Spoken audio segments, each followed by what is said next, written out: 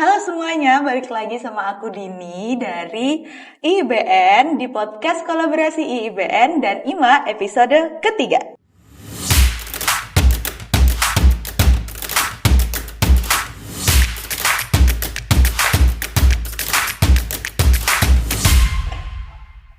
Di episode kali ini kita akan membahas topik yang sangat relevan dengan perkembangan dunia marketing saat ini, yaitu peran penting media dalam mendukung ekosistem marketing. Nah, hari ini kita kedatangan narasumber spesial dari IMA, organisasi yang menaungi para praktisi marketing di Indonesia. Terima kasih banyak Bapak sudah meluangkan waktu untuk hadir di podcast kita hari ini. Sebelum kita mulai podcastnya, boleh dong diperkenalin dulu nih. Bapak di IMA nih sebagai apa? Terus mungkin perjalanan hidupnya sedikit aja nih. Sedikit aja biar ya, biar teman-teman yang ada di rumah tuh tahu, lebih kenal lebih dalam gitu. Thank you banget nih Mbak Dini udah difasilitasi juga hadir di sini, dan halo semuanya teman-teman dari IBN dan juga IMA Chapter Batam. Perkenalkan, saya Lakuntara Palaidu atau yang biasa dipanggil Tara. Saat ini di IMA saya sebagai Director of Entrepreneurship. Jadi kita menaungi pengusaha-pengusaha UMKM yang ada di IMA untuk kita kolaborasi bareng nih, kayak gitu Mbak Dini. Nah juga tadi kalau ditanya pengalaman saya saat ini, saya juga sebagai Managing Director untuk Pancacita Media Multikarya atau Cicat Kreatif. Kita adalah media yang memang berkembang kreatif agensi di Batam, dan kita handling juga untuk konsultan untuk branding seperti itu. Jadi banyak nih yang kita urusin soal media, soal branding itu memang sehari-hari kita ngurusin seperti itu Mbak Dini. Wah, keren banget. Keren banget, ternyata pengalamannya udah jam terbangnya tinggi sekali ya Pak. Iya, thank you. Oke, kita mulai podcastnya ya Pak. Iya. Mungkin boleh dijelasin nih Pak, gimana peran media dalam dunia marketing saat ini? Waduh, ini saya kayak ditembak pertanyaan ujian ya. Oke, peran media ya untuk marketing saat ini ya. Betul. Dan pastinya nih sebenarnya udah di era sekarang, pastinya Mbak Dini juga tahu ya, media itu kan udah masif. Teman-teman juga sambil tiduran, sambil rebahan, buka TikTok, scroll TikTok, itu udah bisa tuh klik-klik toko oren, toko hijau dan lain-lain kan, seperti itu. Ya tentunya media itu sangat membantu Mbak Dini untuk marketing, dan juga bagaimana cara Mbak Dini memasarkan produk yang mungkin Mbak Dini punyai seperti itu. Tapi mungkin yang perlu kita ketahui, kalau di marketing kan kita terbagi ke beberapa segmen ya, ada B2B dan B2C. Sometimes nggak semua orang nih juga kemakan nih dari media-media seperti itu. Banyak juga bisnis-bisnis yang base-nya itu jasa, atau mungkin skalanya makro atau yang besar. Sometimes dia nggak perlu pelanggan-pelanggan dari internet seperti itu, karena dia mungkin cara kerjanya itu, cara bisnisnya itu dari company to company atau government to government. Cuman kalau misalnya kita ngobrol lagi nih ke UMKM yang dia mungkin jual parfum, jual makanan-makanan, itu sangat penting sekali nih yang namanya sosial media, branding, dan tentunya dia harus punya merek biar orang tuh kenal produknya seperti apa. Dan pendekatan yang paling murah dan paling gampang untuk saat ini ya media seperti itu. Jadi sambil di rumah foto-foto dikit produknya, kasih keterangan sedikit, ada info harga atau info nomor telepon, bisa diupload seperti itu. Berarti peran media ini memang penting banget. Betul, ya Pak, apalagi kalau buat UMKM yang baru banget ya kan. Betul. Berarti memang kalau zaman dulu nih media paling ya dari koran, kabar. Nah sekarang kan ada digital, ada online tuh lebih jangkauannya lebih luas banget gitu Pak ya. Betul. Oke. Media sendiri ini kontribusinya seperti apa sih Pak di ekosistem marketing sekarang? Ya, sebenarnya untuk posisinya ya, kalau kita bicara positioning media itu kan, kalau kita marketing tuh ada dua ya, ada yang offline, ada yang online ya. Mungkin teman-teman di rumah biasanya kalau marketing itu bagi-bagiin brosur tuh dulu kan, bagi-bagiin brosur, kemudian hadir di acara-acara event-event offline, kemudian dari koran dan lain-lain. Nah, cuman cara-cara seperti itu untuk di era sekarang kayaknya sudah mulai ditinggalkan, sehingga ada namanya marketing online atau teman-teman biasa mengenalnya digital marketing. Nah, purely digital marketing itu mengandalkan media gitu. Nah, kalau kita bicara media juga pastinya terbagi juga kan, ada media berita, misalnya ini berita online, ada sosial media, IG, TikTok, semua segala macam, Twitter dan lain-lain, kemudian Facebook dan lain-lain, kemudian ada juga website dan lain-lain. Itu juga menjadi bagian penting untuk ekosistem marketing seperti itu. Jadi positioningnya seperti itu, ada offline, ada online, dan media tentunya di online. Tinggal nanti teman-teman mau penjurusannya kemana nih gitu. Saya juga tidak selalu menyarankan ke semua bisnis menggunakan satu platform media tertentu. Sometimes mereka nggak perlu itu seperti itu. Jadi untuk efisiensi cost mungkin Instagram perlu, tapi bukan di situ berjualannya. Ada juga orang yang mungkin tidak perlu website tapi perlu Instagram. Ada juga orang yang nggak perlu website tapi dia perlu TikTok. Gitu. Tergantung tempatnya nih. Kalau mau live, kalau mau buat video, ya itu di TikTok lebih bagus karena engagementnya tinggi. Tapi kalau misalnya di Instagram itu lebih kepada branding, awareness supaya orang-orang tuh tahu misalnya produknya ini apa. Contoh, sekarang ini nanti udah mau Ramadan, udah mau Lebaran, pasti ada tuh yang posting-posting ucapan selamat Lebaran, selamat Ramadan, selamat puasa. Nah, itu di Instagram cocok seperti itu, sehingga itu nanti orang-orang tuh tahu, oh ternyata produk ini apa ya, juga mengucapkan selamat ucapan seperti itu ke orang-orang, ke customernya. Nah, itu juga nanti penting sekali buat pendekatan seperti itu sih. Oke. Mungkin sebelum lanjut ke pertanyaan selanjutnya nih Pak. Iya. Saya nih baru denger tentang ekosistem marketing. Nah, itu tuh sebenarnya apa sih Pak? Pengertian yang apa ya? Yang gampangnya lah, apakah itu ada komponen-komponen khususnya atau gimana sih? Karena kan saya taunya ekosistem lingkungan atau mungkin kehidupan atau apalah kan. Kalau marketing kan, apalagi saya nih marketingnya masih baru banget, jadi masih awam gitu. Jadi boleh dikasih tahu. Waduh, pertanyaannya berat ya gitu ya. Oke, Pak Dini. Jadi gini, kalau ekosistem marketingnya, kita kan terutama di IMA ya, itu salah satu ekosistem marketing yang memang kita bangun karena kita marketing based on community. Jadi teman-teman di IMA itu rata-rata backgroundnya itu dari branding, dari marketing, mungkin dia juga GM atau dia branch manager di suatu instansi atau dia di suatu unit seperti itu. Nah, ekosistem marketing sendiri itu adalah bagaimana cara kita menemukan pola dari penjualan, dari pola untuk mempromosikan branding atau barang kita seperti itu, atau jasa kita dan services yang kita punya. Nah, ekosistem tersebut untuk tiap bisnis dan usaha tentunya beda gitu. Mbak nggak bisa jualan jasa, misalnya kita lihat bengkel mobil, akan sangat berbeda cara salesnya berjualan dengan kita punya toko roti nih seperti itu. Itu akan berbeda proses bisnisnya, terus bagaimana pendekatannya ke orang dan lain-lain. Ada juga bisnis-bisnis yang mungkin mereka secara produk itu mereka tidak ada, tapi mereka perlu untuk diketahui keberadaannya. Contoh, misalnya kita punya lembaga hukum atau konsultan pajak dan lain-lain, itu kan purely adalah jasa service untuk kita mengurus perizinan dan lain-lain, dan juga menangani suatu perkara. Sometimes orangnya tuh bukan customer, kita sebutnya klien ya. Itu udah beda lagi tuh klien. Nah, klien itu kadang nggak perlu tahu tuh produknya apa, tapi dia tuh perlu tahu di mana kantornya ya, terutama siapa orang yang menangani. Karena purely ada orang yang beberapa pengacara kan dia berdiri atas nama pribadi ya, sehingga itu dia perlu diketahui kan seperti itu. Tapi contoh kalau Mbak misalnya beli makanan ataupun mungkin beli kopi, Mbak nggak perlu tahu tuh siapa nama ownernya yang punya toko kopi. Yang penting beli kopi latte, datang kopinya bayar udah pulang seperti itu. Jadi ada hal-hal yang mungkin ekosistem yang mungkin dibangun, tapi kita bangunnya berdasarkan segmen bisnis kita yang berbeda dan masing-masing seperti itu. Berat sekali. Take a break. Santai. Berarti kurang lebih media ini memang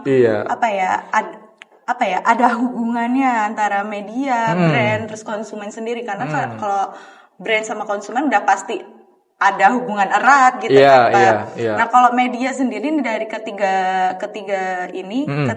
media, brand dan konsumen, apakah bisa dipisah dipisah salah satu nih Pak. Hmm. Maksudnya Gimana tuh dipisah-pisah? Maksudnya apakah bisa di antara tiga bagian ini itu berjalan tanpa barengan, atau bisa nih pisah-pisah, media sendiri berjalan atau mungkin harus tiga-tiganya berjalan beriringan gitu loh Pak. Oke, tadi tiga itu apa? Media, Brand sama konsumen. sama konsumen. Ya, apakah Oke. harus ketiga-tiganya ini harus saling menopang atau gimana tuh Pak? Oh iya, tentunya seperti ini deh. Media itu zaman dulu dengan zaman sekarang kan berbeda. Tapi yang mungkin tidak bisa dipisahkan adalah brand dengan konsumen. Karena brand kan pastinya mencari customer kan. Karena mereka kan akan mendapatkan revenue atau pendapatan income tuh dari konsumen. Sedangkan media adalah bagian yang tidak terpisahkan dari brand tersebut seperti itu. Atau dia tuh sebagai kebutuhan tersier untuk mendukung dari brand tersebut. Brand tanpa media bisa sebenarnya gitu. Banyak kok orang juga yang nggak punya sosial media, kayak toko-toko atau rumah makan yang mungkin udah legend dari zaman dulu. Dia nggak perlu tuh selebgram diundang ke tempatnya. Dia nggak perlu ada Instagram, dan dia tuh nggak perlu ada penjualan yang lain-lain, karena orang udah kenal dari makanannya, udah enak tuh katanya kayak gitu. Jadi yang paling penting ya brand dengan konsumen tentunya itu. Jadi ada penjual, ada pembeli. Salah media itu tergantung kebutuhannya masing-masing gitu. Tapi untuk sekarang sepertinya beberapa owner bisnis perlu untuk memikirkan, penting gak sih untuk saving budget atau put budget untuk cost media dan branding dan marketing, karena itu menjadi bagian yang penting seperti itu. Oke. Ngomongin budget nih Pak. Kalau misalnya kita mau membangun brand tanpa media itu, apakah lebih efisien dari segi waktu, segi tenaga, segi biaya? Apakah lebih baik kita tanpa media, atau iya tapi ada kelebihan kekurangannya lah gitu? Oke, kalau bicara itu saya sih lebih sarankan kalau untuk owner bisnis yang baru jangan bikin media, jangan bikin apa dulu sih. Yang penting dia punya sistem dulu di bisnisnya seperti apa, supaya nanti bisnisnya tuh bisa jalan. Jadi dia harus punya dia harus tahu SOP penjualannya seperti apa, dia harus tahu core bisnisnya seperti apa, kemudian proses bisnisnya, apa yang dijual, apa yang ditawarkan, seperti itu sebelum nantinya dia masuk tuh. Sebenarnya media itu adalah bagian paling ujung dari sistem strategi marketing seperti itu. Jadi agak lucu kalau dia baru bikin bisnis terus dia udah mulai mikir media. Itu kayaknya sangat jauh ya. Karena dia harus pikirkan dulu siapa yang menjalankan bisnisnya, karyawannya siapa, berapa orang, di mana lokasinya, kalau perlu legalitas. Itu hal-hal penting sebelum dia membuat suatu bisnis. Sebelum nantinya setelah itu ya misalnya udah settle, udah oke semua, baru dia mulai merangkak ke arah marketing. Nah, marketing itu baru dia bicara soal media seperti itu. Nah, tentunya penting karena untuk orang itu aware, lagi-lagi mengetahui dan aware. Hanya saja kadang yang terjadi di lapangan nih, kadang kalau saya memberikan seminar atau workshop soal media untuk UMKM dan lain-lain, mereka tuh selalu berpikir, Bang Tara, kalau kita alokasikan budget sekian nih ke media gitu, berarti kita bakal dapat sekian gitu. Sometimes enggak seperti itu. Walaupun kita mungkin sudah bakar duit sekian juta untuk branding dan lain-lain, belum tentu income yang kita dapatkan juga seperti itu di saat ini ya. Sehingga tapi itu akan menjadi multiplier effect nanti di kemudian. Ya siapa tahu mungkin enggak sekarang, tapi 3 bulan lagi, 6 bulan lagi orang-orang yang melihat bisnis kita baru tahu, baru tersadar seperti itu. Nah, sehingga peran owner juga kadang nih, ada juga owner-owner yang dia nggak mau nampak di bisnisnya. Ada juga owner yang dia show off untuk bisnisnya, depends dan tergantung seperti itu. Jadi ini juga bisa menjadi pertimbangan untuk si pemilik bisnis. Tapi kalau misalnya bisnis-bisnis yang based on selebgram, misalnya selebgram, udah kira-kira kepikiran nih mau bikin resto, itu biasanya lebih cepat viral ya, karena nama dia udah ada nih secara pribadi, sehingga dia nanti bikin warung ayam by siapa kayak gitu. Itu lebih gampang terkenal daripada purely dia bukan siapa-siapa kemudian dibikin bisnis. Semua orang boleh untuk memulai usaha, semua orang boleh untuk menjadi owner, tapi untuk media untuk sekarang saya rasa sangat penting, terutama di 2026 semua orang harus viral ya untuk supaya menjual bisnisnya. Soalnya kalau bisnis kamu gelap ya, itu mungkin nggak perlu yang kayak gitu-gitu ya. Tapi ya at least gini lah, apa namanya ya? Saya juga punya teman, dia mungkin di bisnis yang mungkin bukan retail, artinya dia bisnis yang dalam tanda kutip ekspor impor, logistik dan lain sebagainya. Tentu dia nggak perlu media untuk menjual bisnisnya, karena pendekatan dia adalah pendekatan profesional. Dia B2B, dia datang ke perusahaan tersebut, kemudian dia melakukan negosiasi, dia melakukan bidding project dan lain-lain. Akhirnya dia juga dapat gitu, tanpa harus melalui media. Media dia punya, tapi media apa? Website biasa aja. Yang penting orang tahu, oh dia punya website, perusahaannya sah, legal, ada alamatnya, ada nomor telepon, ada email, lengkap. Oke, orang percaya seperti itu. Oke. Berarti untuk media ini belum tentu semua bisnis itu cocok ya Pak ya? Iya, betul. Oke. Mungkin kalau misalnya bisnisnya kayak UMKM, fashion, Betul. makanan itu lebih cocok. Betul, gitu ya, Pak ya? ya tergantung. Oke. Nah kalau misalnya yang bisnisnya yang meranah ke situ, medianya apa sih Pak yang cocok, yang paling efektif nih Pak? Karena kan media banyak banget di sini. Betul. Ya, kalau yang saya lihat sih untuk tentunya yang engagement ratingnya tertinggi itu adalah Instagram ya. Walaupun sebenarnya orang nggak bisa bertransaksi secara langsung di Instagram karena Instagram nggak ada toko, tapi at least orang ada tertaut di sebuah link sehingga linknya mungkin ngarahin ke WhatsApp atau ngarahin ke Linktree atau dia mungkin bisa arahin ke websitenya dan lain-lain. Tapi at least orang harus punya Instagram untuk brand ini diketahui, seperti supaya orang tuh mengenal. Masalah aktif nggak aktif tuh urusan kedua. Yang penting ada Instagramnya dulu. Kayak AIBN ada Instagramnya muncul, ada mahasiswanya, terutama apa yang mau dipromosikan, bangunannya dan lain-lain, fasilitasnya. Nah itu kemudian itu menjadi hal yang penting untuk pertama Instagram, karena untuk brand awareness dulu. Kita nggak bicara masalah berapa cuan yang kita dapat di Instagram ya, karena Instagram itu bukan buat dapetin uang secara langsung, kecuali kita selebgram, banyak orang yang mungkin brand-brand untuk kerjasama, kita nggak seperti itu. Instagram adalah hanya untuk brand awareness supaya orang tuh tahu bahwasanya bisnis kita itu ada, itu dulu, dan kita tuh sah dan kita tuh nampak lah seperti itu. Nah kedua, untuk kita menggait nih orang-orang yang mungkin UMKM ya, menggait ibu-ibu yang lain-lain, itu lebih banyak kan tuh pakai TikTok sekarang.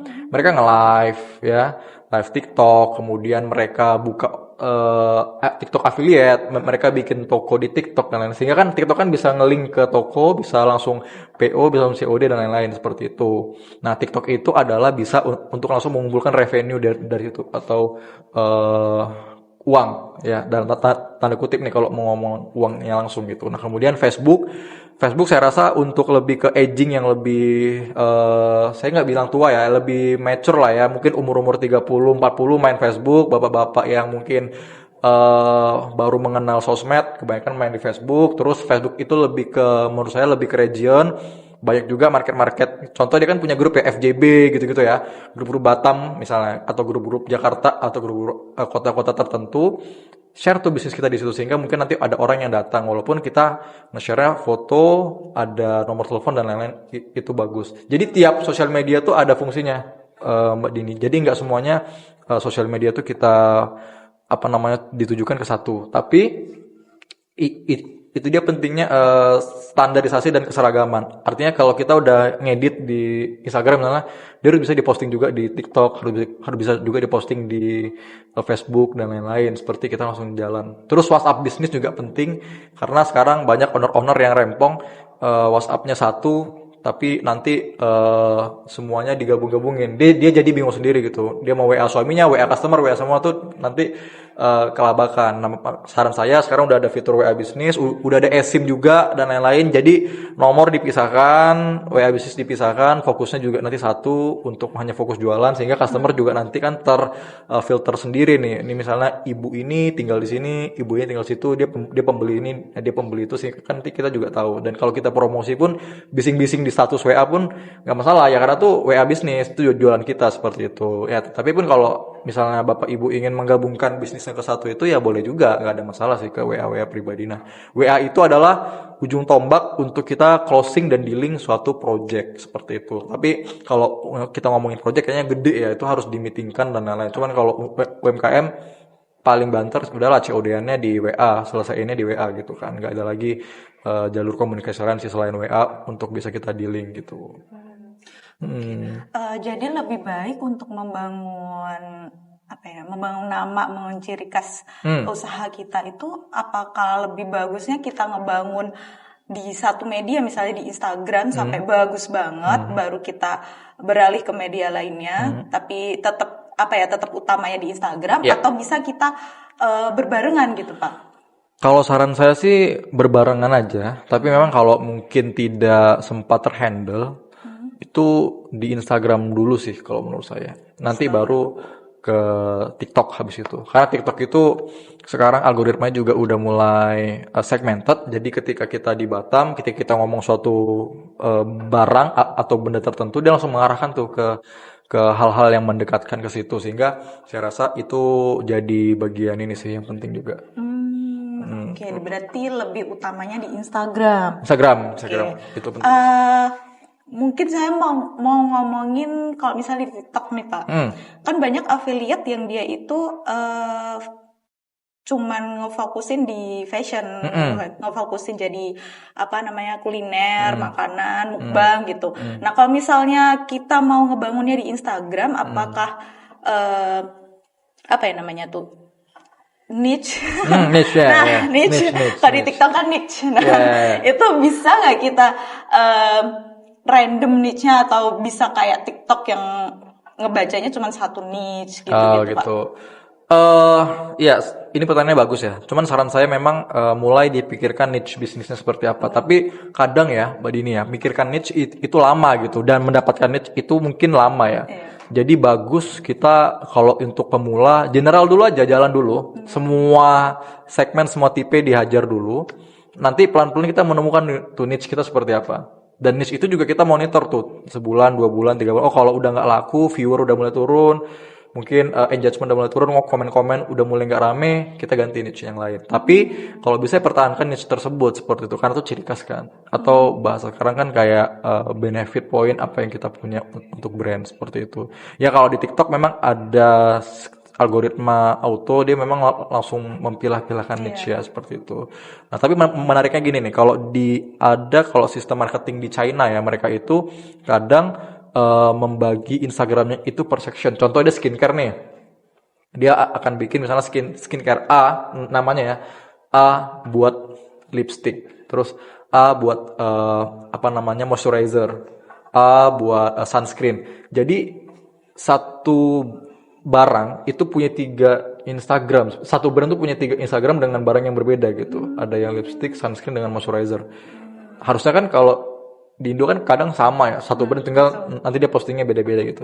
Nah, itu ada juga, itu lebih ke pendetailan. Cuman dia memang sudah mulai mengarahkan niche-nya khusus untuk itu. Jadi postingnya hanya moisturizer terus, nggak ada mau posting lipstick ataupun sunscreen dan lain-lain. Purely di situ. Nah, itu ada yang seperti itu. Tapi memang timnya mereka banyak ya. Juga manajemen sosial media juga udah mulai yang skala besar seperti itu.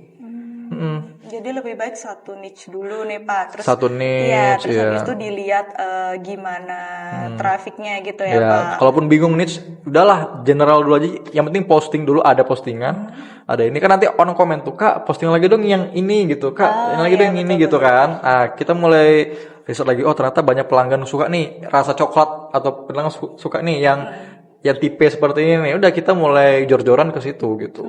Daripada nggak mulai-mulai kita bingung kan nanti. Oke. Kalau ngomongin postingan, ini tuh ada kayak, kalau saya lihat di TikTok deh ya, Pak. Kan sering ada yang lewat di FYP gitu. Jam-jam posting gitu-gitu lah. Nah, kalau di Instagram tuh berlaku nggak sih pakai gitu? Sebenarnya masih berlaku sih. Itu lebih ke habit kita ya. Contoh lah Mbak Dini juga kan, paling sekarang kan kita masih di jam kerja, mungkin orang fokus kerja. Habis itu mungkin nanti di jam-jam sore orang mungkin lagi macet, lagi di MRT, lagi desak-desakan, lagi mau pulang kerja, baru dia sambil scroll TikTok atau scroll Instagram. Nah, itu sebenarnya tergantung dari habit kita. Tapi memang beberapa influencer juga menyarankan untuk posting di jam-jam tertentu gitu, kayak jam 12 siang ketika orang makan siang. Terus di jam sekitar jam 5 sampai jam 7 tuh jam-jam terbaik untuk kita posting. Ya memang sebenarnya terbukti sih. Tapi kalau untuk yang followersnya udah ribuan, yang udah banyak, kayaknya jam-jam tersebut nggak terlalu ngaruh karena orang ada aja sih main-main IG mungkin jam 2 malam, jam 3 malam kayaknya orang ada sih. Cuman kan kalau yang masih followersnya dikit ini tuh nampak tuh kan mungkin siapa sih orang yang main IG jam-jam larut malam kecuali mungkin di hari-hari tertentu ya kalau besoknya libur dia mungkin banyak mulai scroll TikTok atau orang-orang overthinking malam-malam tuh mungkin baru dia lihat oh ini itu pun nggak banyak kan seperti itu. Nah itulah jam-jam itu sebenarnya penting tapi alangkah baik kita coba follow jam-jam yang mungkin mostly orang-orang main di waktu-waktu tertentu seperti sore dan siang tadi itu. Berarti kalau misalnya saya menjadwalkan setiap hari posting 1 kali gitu ya Pak, di tiap jam 1 itu bisa menaikkan engagement nggak Pak? Atau apa ya ngelihat jam-jam tertentu mereka apa namanya? Audiens atau apa? Audiens paling rame di jam berapa gitu? Oh gitu. Kita nggak tahu ya, audiens itu kan eksternal factor ya. Kita nggak tahu bahwasannya mereka mainnya di jam berapa ya. Kita coba berkaca ke diri kita juga lah. Kita main handphone di jam berapa dan orang terdekat kita di jam berapa. Cuman kalau Mbak Dini menjadwalkan setiap hari di jam 1 siang misalnya, bagus kalau konsisten. Cuman kalau saya sih nggak bisa konsisten terlalu. Ya mungkin kalau seminggu 2 minggu bisa ya. Tapi kadang saya di jam-jam tersebut mulai sibuk dan lain-lain gitu ya. Tapi saya sarankan kemarin ya buat teman-teman UMKM juga yang kadang kan ibu-ibu ngurusin suaminya, ngurus anak, ke sana ke sini kayaknya repot sekali untuk dia bikin konten tiap hari. Saya sarankan luangkan waktu Sabtu Minggu di 2 hari itu aja bikin konten selama sebulan bikin tuh. Tinggal di save aja di handphone sama caption-captionnya. Jadi pun sambil mungkin lagi riwah ngurusin ini itu ya jempolnya kira-kira masih bisa lah buat ngupload satu ini. Atau IG kan sudah ada fitur upload schedule kan. Oh ya betul, kayak TikTok ya Pak ya. Betul. Jadi ya tinggal di upload di 1 kali itu tinggal nanti kita tentukan di jam berapa dan itunya. Kan pasti dia akan terupload secara auto kan kayak gitu. Cuman memang di awal kita harus report dulu nih. Harus mau capek dulu ya 30 hari ke depan tinggal kita pantau aja kan seperti itu. Ada sih trik-triknya. Ada ya Pak ya. Tapi kalau yang misalnya ada tim ya lebih bagus. Iya. Gitu. Sekarang udah ada brand nggak? Kalau Mbak Dini sendiri? Saya mungkin live apa gitu belum ya? Belum ada. Cuman saya emang aktifnya di TikTok. Oh TikTok. Iya. Jadi kayak kalau Instagram dia memang nggak terlalu mengikuti sih Pak. Oh, jadi lebih kenapa kepo ya di tuh. Instagram. Nah ini secara gender juga perlu dilihat ya. Kadang cewek itu nggak kadang cewek ya tuh lebih mainnya ke TikTok sih kalau misalnya. Saya juga nggak ngerti sih Pak. Cuman tapi kalau IG gini. Kadang ya kalau IG tuh postingannya tuh yang proper gitu, yang ketika dia lagi mungkin melakukan suatu kegiatan yang benar-benar ini. Cuman yang agak-agak lucu-lucu itu di TikTok. Gitu. Iya betul. Kalau saya pribadi nih kalau Instagram memang ada postingan-postingan saya gitu ya feednya itu kayak ada efeknya sendiri gitu loh Pak di tiap posting. Jadi kayak biar feednya itu bagus warnanya senada gitu. Nah kalau TikTok tuh kayak hajar aja gitu. Iya buat have fun aja gitu. Terus kan memang kalau menurut saya update-annya tuh lebih majuan di TikTok daripada Instagram. Iya, kadang saya udah lihat di TikTok tapi Instagramnya belum baru baru besoknya tuh baru ke-update kayak gitu sih. Oke, iya sih ada yang seperti itu. Kalau Bapak sendiri lebih aktif kemana nih? Kayaknya banyak ini. Enggak, saya TikTok malah saya jarang. Saya TikTok hanya buat ini sih. TikTok tuh sekarang buat saya jadi Google ya. Google buat misalnya nyari tips and trick. Misalnya tips and trick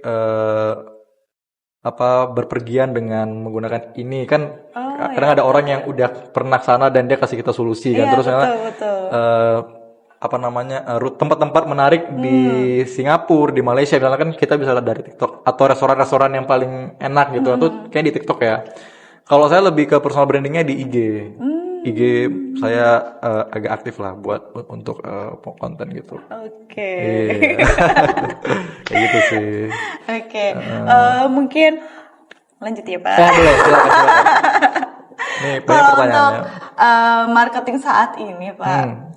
Tantangan terbesar di media tuh apa sih Pak? Karena nggak mungkin nggak ada kekurangannya ya karena setiap aspek tuh pasti ada kekurangan, ada kelebihan gitu. Iya. Tantangannya? Iya. Tantangannya itu dari diri sendiri ya, itu konsisten. Itu aja sebenarnya. Kadang orang panas-panas sekarang lagi semangat-semangatnya baru dia bikin, tapi habis itu 2-3 bulan redup hilang. Habis itu Instagramnya ternyata postingan terbarunya di 2020 gitu kan, yang lalu-lalu gitu. Ya itu kadang terjadi seperti itu. Ya kemudian orang udah, karena dia mungkin tidak menggunakan sistem, tidak ada scheduling, tidak ada orang yang proper yang ngurusin itu seperti itu. Ya konsistensi sih tantangan sebenarnya, bukan masalah yang lain-lain karena eksternal itu kita nggak bisa kontrol kan. Yang ada kan dari diri sendiri aja sih. Tantangannya itu konsisten. Konsisten ya. Kalau menurut saya sih, ya itu pertama sih memang. Betul. Yang kedua mungkin gimana cara kita mencari apa yang dimau audiens kalau menurut saya. Karena misalnya kita udah bagus nih secara kontennya sudah proper banget, tapi ternyata belum ngejangkau mereka. Betul. Gitu. Kalau di media kan pasti ada ini iklan tuh Pak. Nah kalau misalnya kita nggak pakai iklan kan si audiensnya ini nggak tahu kita ini apa gitu. Jadi kayak gimana ya? Gitu. Sehingga makanya naik itu Mbak Dini, business owner ya, kadang dia sudah diribetin masalah bisnis, financial, akuntansi, legalitas, kerjasama dan lain-lain. Terus dia harus mikirin masalah typo di poster bisnisnya itu kan kayak nggak sempat, sehingga hal-hal itu kalau dilakukan terus-menerus yang ada bisnisnya malahan dia bingung nih.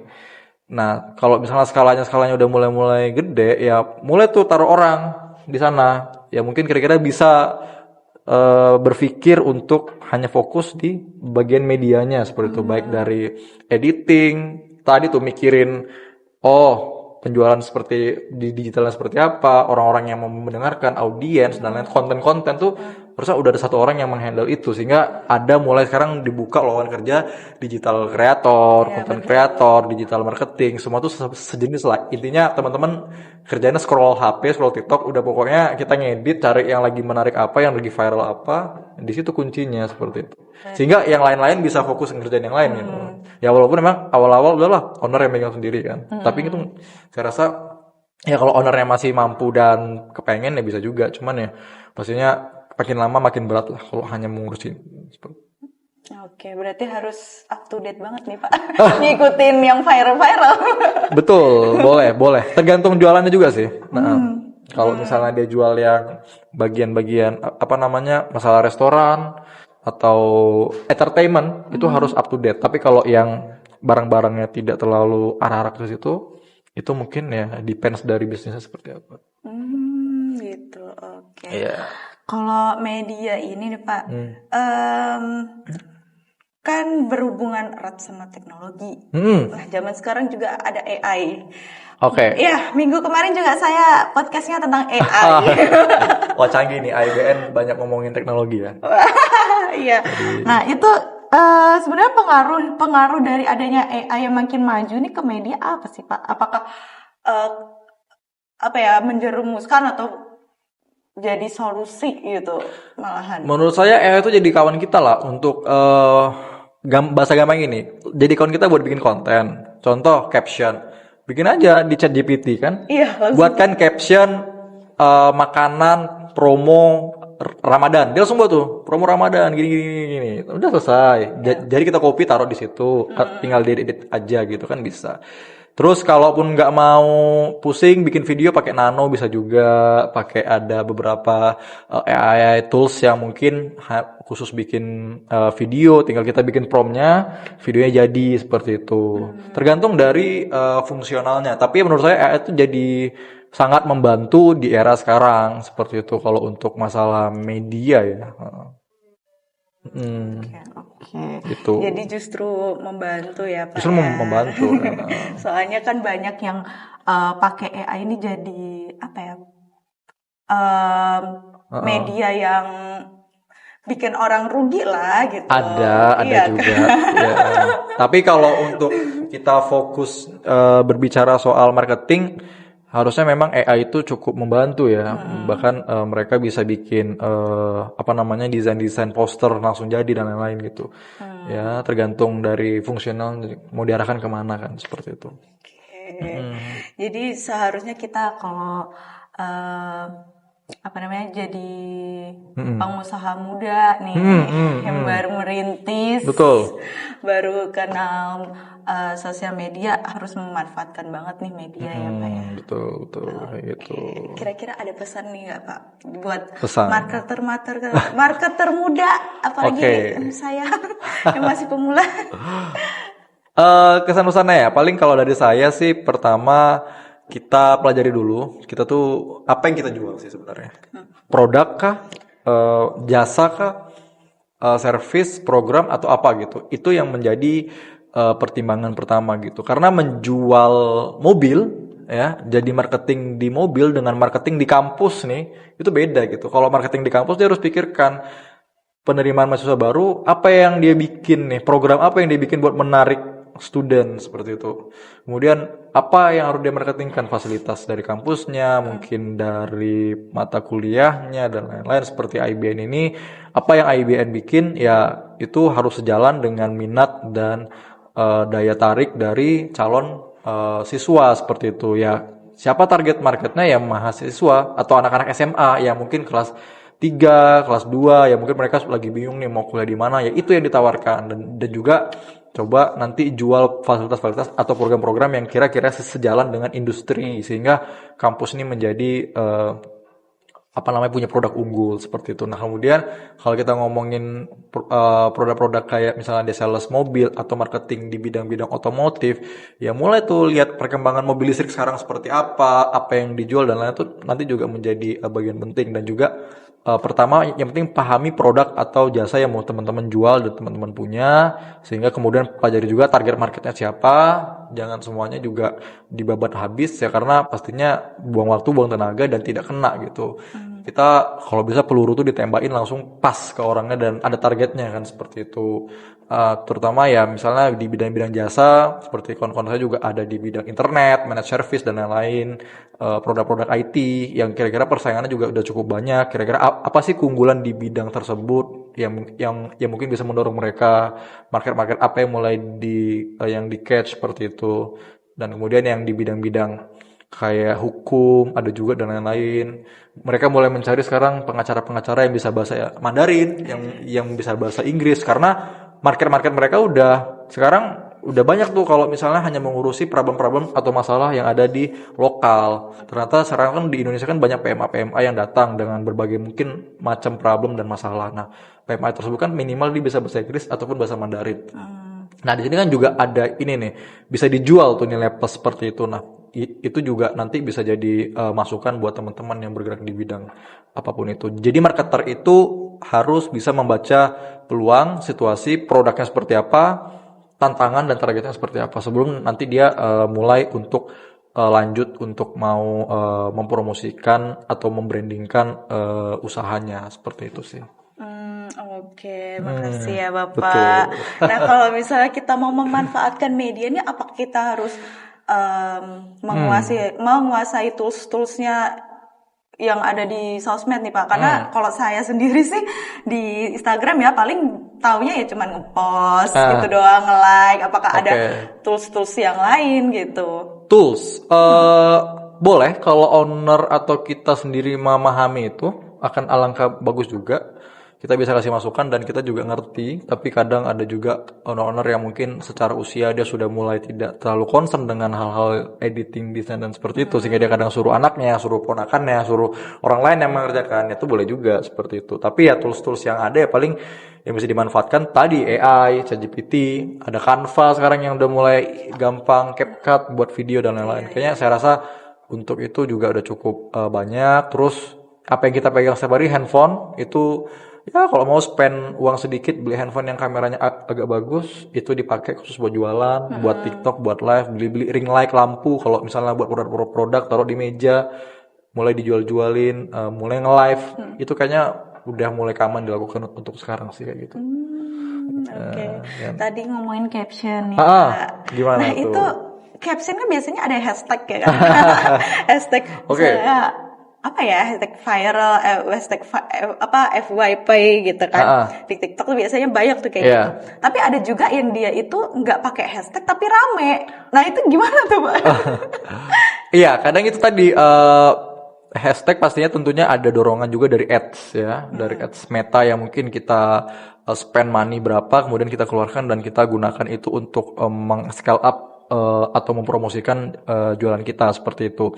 Tapi melalui hashtag kira-kira harus pertama yang informatif, orang tahu apa yang kita jual, apa yang kita promosikan, apa yang ditulis, ada nomor telepon yang bisa dihubungin, ada kalau jasa mungkin ada emailnya atau ada alamatnya juga, kemudian ada mungkin informasi promo dan lain-lain. Hashtag itu sebenarnya pendukung untuk dari caption tersebut ya, terutama dia ingin mengkotak-kotakan bisnis ini di bidang apa, misalnya mau dikotakan secara kota ya udah buat hashtag Batam gitu kan, terus mau dikotakan secara nasional hashtag Indonesia atau apa, terus hashtag viral, dan ya paling ketika nanti orang ada yang mencari tag-tag seperti itu dia akan muncul kan.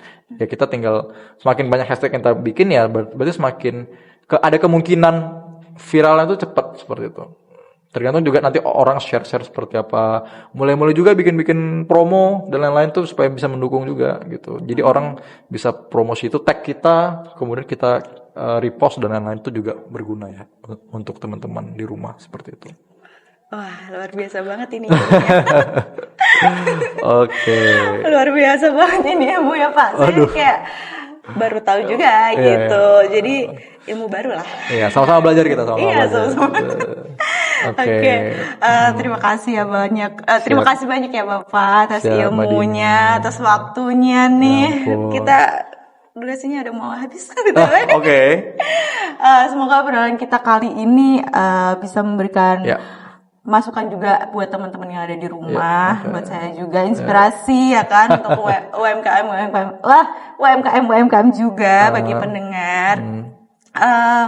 Mungkin ada satu pesan terakhir. Satu pesan terakhir. Pesan terakhir untuk teman-teman di rumah dan pendengar podcast IBN, paling tetap semangat aja, tetap bisa mengikuti perkembangan zaman, dan juga kalau kita dari IMA, teman-teman IMA yang mungkin nonton di sini dari seluruh Indonesia atau IMA Batam juga, terus untuk menyuarakan marketing lah, karena marketing tuh saya selalu bangga menjadi orang yang mungkin bergerak di bidang marketing, business development dan sebagainya, karena kita ujung tanduk dari bisnis. Kalau nggak ada kita, mungkin bisnis tuh nggak jadi berjalan juga. Dan orang-orang yang di dunia ini sekarang kita lihat CEO apapun itu, mereka ternyata kalau kita lihat backgroundnya dari marketing, dari sales sebenarnya. Itu sehingga mereka ngerti tuh how to manage people, how to approach people. Jadi dia bisa juga mengerti bagaimana menjalankan sebuah bisnis dan usahanya seperti itu ya. Tetap semangat, tetap coba terus. Yang mungkin masih gagal untuk digitalnya, untuk medianya, coba digali lagi, scroll apa yang viral supaya jadi referensi, sehingga nanti bisa mulai medianya independen, mandiri, dan bisa berjalan sesuai apa yang diinginkan. Kayak gitu. Keren. Dari saya, terima kasih Mbak Dini. Mungkin kita tutup podcast kali ini. Boleh. Saya Dini pamit undur diri. Sampai jumpa di episode berikutnya. Bye. Bye. Oke.